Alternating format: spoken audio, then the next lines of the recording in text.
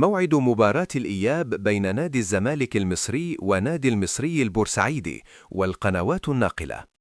وقبل ما نبدأ بالفيديو نتمنى دعم الفيديو بلايك والاشتراك في القناة ليصلكم كل جديد وحصري منه.